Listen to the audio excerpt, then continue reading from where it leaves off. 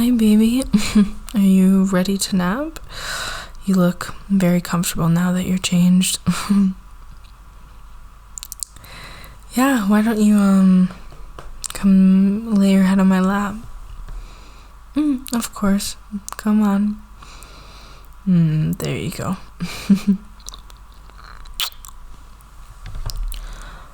Oh, of course I don't mind that you take a nap. You had a really long day, so you should be resting with me.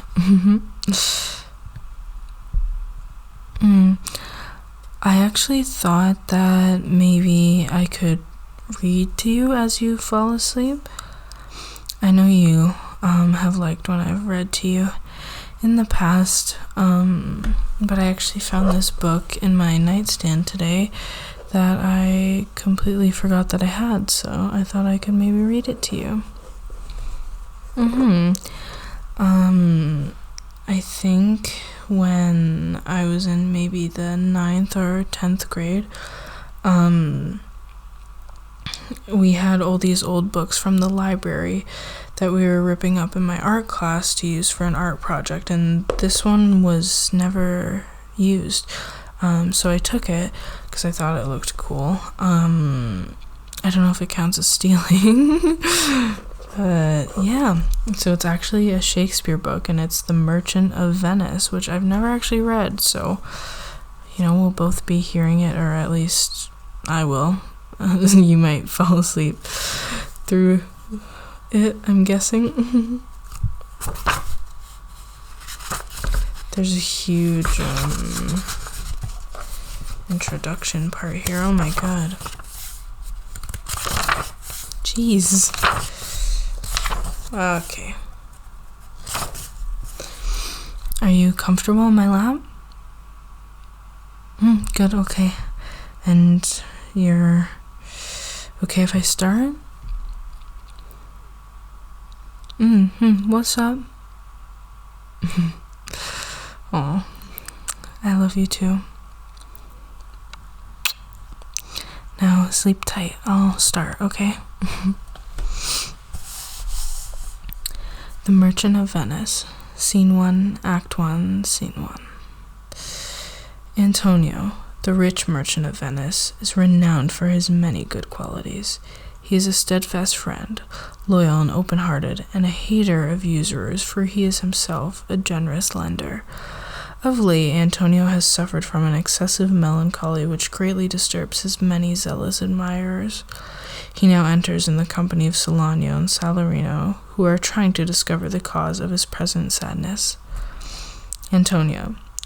In sooth, I know not why I am so sad. It wearies me. You say it wearies you.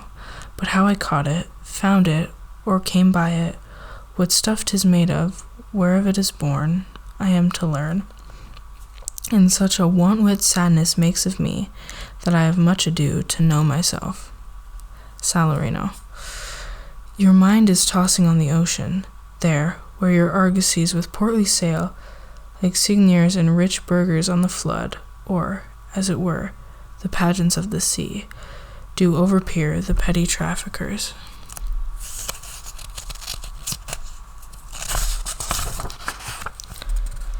That curtsy to them, do them reverence, as they fly by them with their woven wings. Salanio. Believe me, sir, had I such venture forth, the better part of my affections would be with my hopes abroad.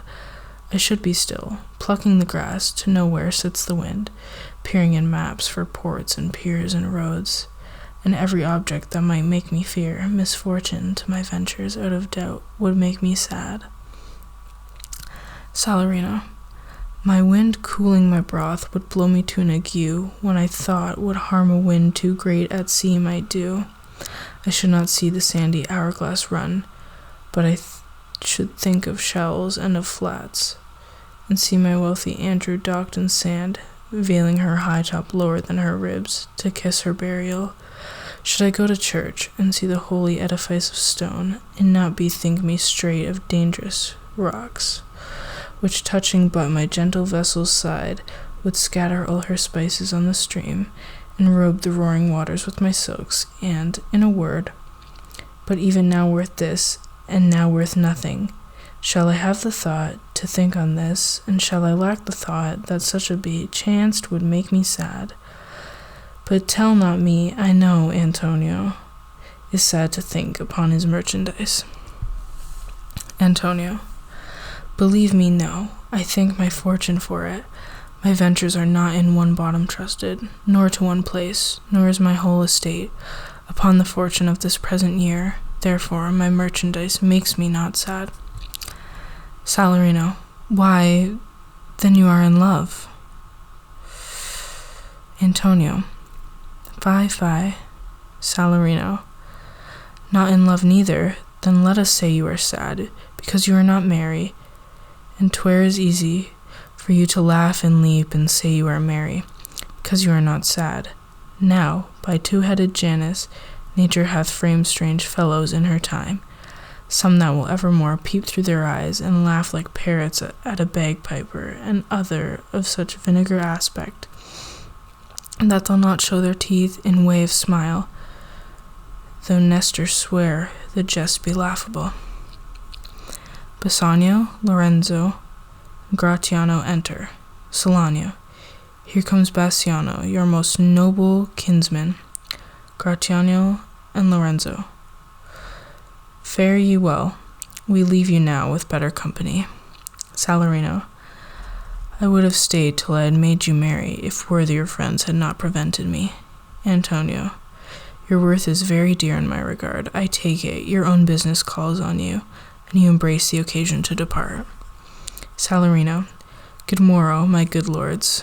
Bassanio, good signors both. When shall we laugh? Say when.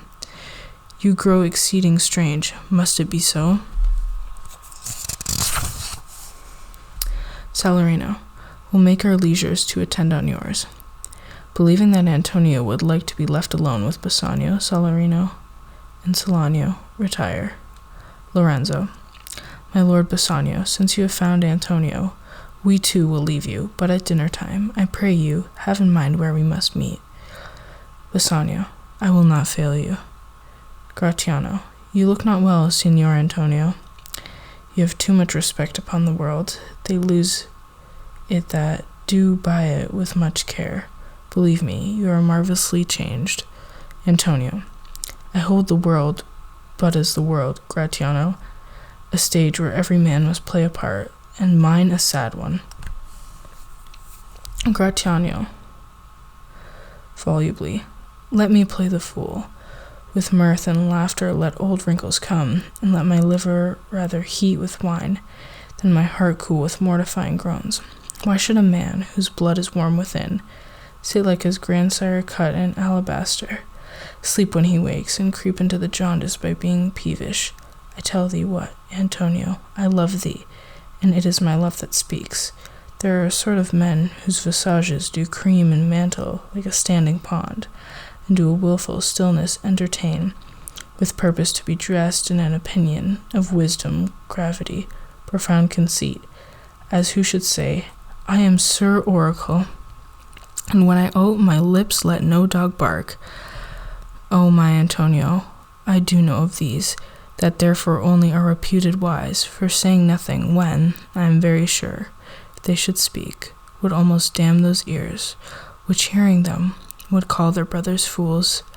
I'll tell thee more of this another time, but fish not with this melancholy bait, for this fool gudgeon this opinion.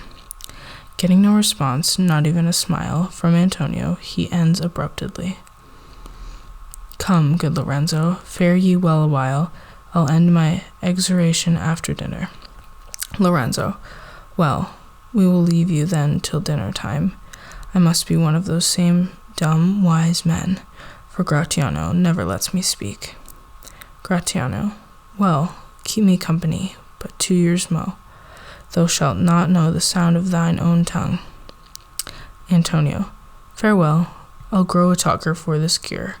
Gratiano, thanks, i'faith, for silence is only commendable, and a need's tongue dried, and a maid not vendible. Lorenzo and Gratiano, who is a little sore at his rebuff, make off, leaving Bassanio alone with Antonio. Antonio, with evident relief. Is that anything now? Bassanio. Gratiano speaks an infinite deal of nothing, more than any man in all Venice. His reasons are as 2 grains of wheat hid in 2 bushels of chaff. You shall seek all day ere you find them, and when you have them, they are not worth the search. Bassanio has already borrowed large sums from Antonio, which he has squandered to no purpose. Now he wants more, and is, very naturally, a little diffident about broaching so delicate a matter. The awkward silence is broken by Antonio. Antonio. Well, tell me now, what lady is the same to whom you swore a secret pilgrimage that you today promised to tell me of?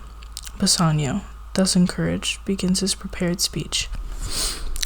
'Tis not unknown to you, Antonio, how much I have disabled mine estate by something showing a more swelling port than my faint means would great continuance, nor do I now make moan to be abridged from such a noble rate, but my chief care is to come fairly off from the great debts, wherein my time something too prodigal hath left me gauged. To you, Antonio, I owe the most, in money and in love. And from your love I have a warranty to unburden all my plots and purposes, how to get clear of all the debts I owe.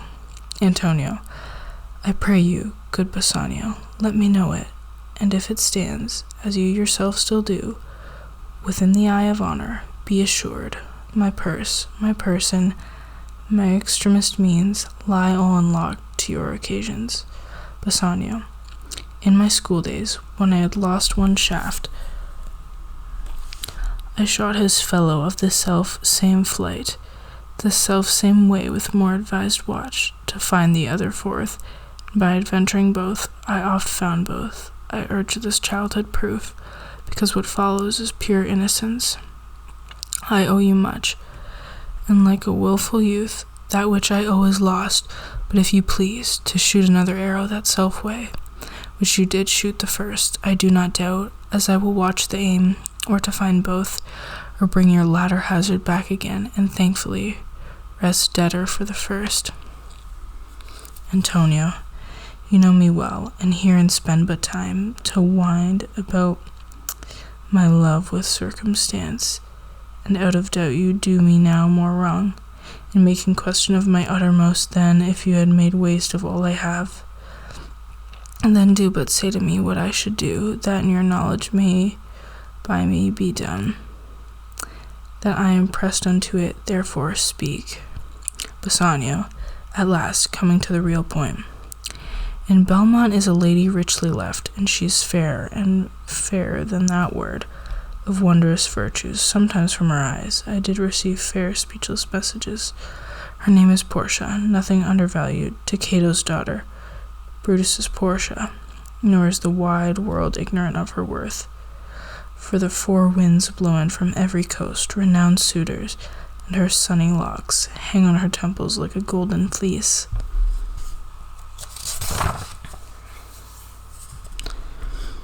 Which makes her seat of Belmont Caucasus strand, and many Jasons come in quest of her.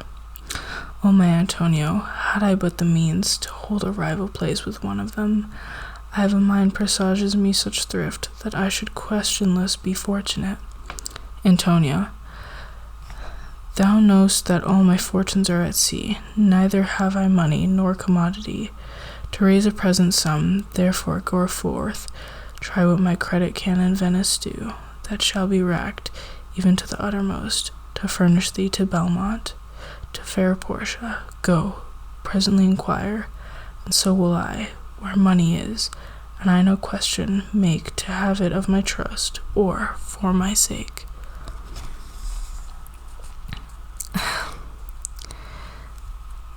I knew they would fall asleep.